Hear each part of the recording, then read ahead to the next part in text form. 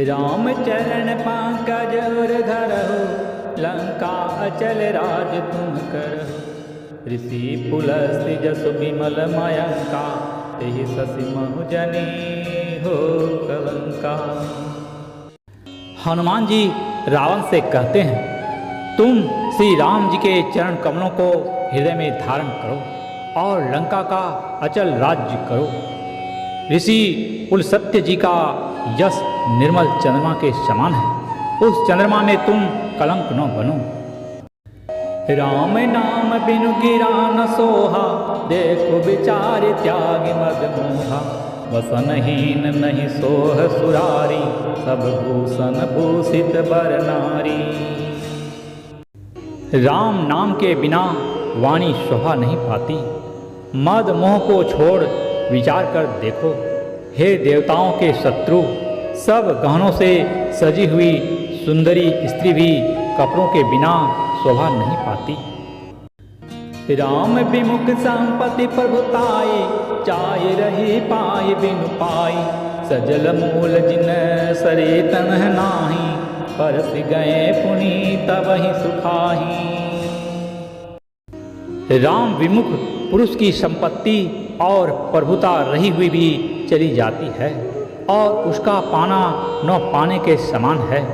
जिन नदियों के मूल में कोई जल स्रोत नहीं है, अर्थात जिन्हें केवल बरसात का ही आसरा है, वे वर्षा बीत जाने पर फिर तुरंत ही सूख जाती हैं। सुनु दस कंठ का उपन रोपी, विमुख राम त्राता नहीं कोपी। शंकर सहस विष्णु अज तोहि, सकहि न राखि राम कर द्रोही। हे रावण सुनो, मैं प्रतिज्ञा करके कहता हूँ कि राम विमुख की रक्षा करने वाला कोई भी नहीं है। हजारों शंकर विष्णु और ब्रह्मा भी श्री राम जी के साथ द्रोह करने वाले तुमको नहीं बचा सकते। मोह मूल बहुसूल प्रदय, त्यागहु तम अभिमान। भजहु राम रघुनायक, कृपा सिंधु भगवान। मोह ही जिसका मूल है, ऐसे अज्ञान जनित बहुत पीड़ा देने वाले तम रूप अभिमान का त्याग कर दो और रघुकुल के स्वामी कृपा के समुद्र भगवान श्री रामचंद्र जी का भजन करो। यद्यपि कहे कपि अति हित बानी, भक्ति विवेक बिरति नयसानी। बोला बिहसी महा अभिमानी, मिला हमहि कपि गुर बड़ ज्ञानी। यद्यपि हनुमान जी ने भक्ति, ज्ञान, वैराग्य और नीति से सनी हुई बहुत ही हित की वाणी कही, तो भी वह महान अभिमानी रावण बहुत हंसकर व्यंग से बोला कि हमें यह बंदर बड़ा ज्ञानी गुरु मिला। मृत्यु निकट आई खल तो ही, लागे सि अधम सिखावन मोही। उल्टा होई कह हनुमाना, मति ब्रह्म तोर प्रगट मैं जाना। रावण ने हनुमान से कहा, रे दुष्ट, तेरी मृत्यु निकट आ गई है, अधम मुझे शिक्षा देने चला है। हनुमान जी ने कहा, इससे उल्टा ही होगा, अर्थात मृत्यु तेरी निकट आई है, मेरी नहीं।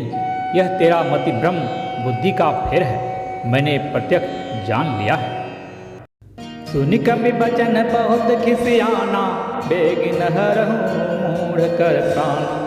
सुनत निशाचर मारण धाये, सचिवन सहित विभीषण आए। हनुमान जी के वचन सुनकर वह बहुत ही कुपित हो गया और बोला, अरे इस मूर्ख का प्राण शीघ्र ही क्यों नहीं हर लेते। सुनते ही राक्षस उन्हें मारने दौड़े। उसी समय मंत्रियों के साथ विभीषण जी वहां आ पहुंचे। नाई शीस करि विनय बहुता, नीति विरोध न हमारे अधूता। आन दंड कछु करिय गोसाई, सब ही कहा मंत्र भल भाई। विभीषण ने सिर नवाकर और बहुत विनय करके रावण से कहा कि दूत को मारना नहीं चाहिए, यह नीति के विरुद्ध है। हे गोसाई, कोई दूसरा दंड दिया जाए। सबने कहा, भाई यह सलाह उत्तम है। सुनत भी ऐसी बोला 10 कंधर, अंग भंग करी पठई बंदर। यह सुनते ही रावण हंसकर बोला, अच्छा तो बंदर को अंग भंग करके भेज दिया जाए। कपि कह ममता पूछ पर, सब ही कहो समुझाई। तेल बोरी पट बांध पुनि, पावक देहु लगाई। मैं सबको समझाकर कहता हूँ कि बंदर की ममता पूंछ पर होती है, अतः तेल में कपड़ा डुबोकर उसे इसकी पूंछ में बांधकर फिर आग लगा दो। श्यावर रामचंद्र की जय।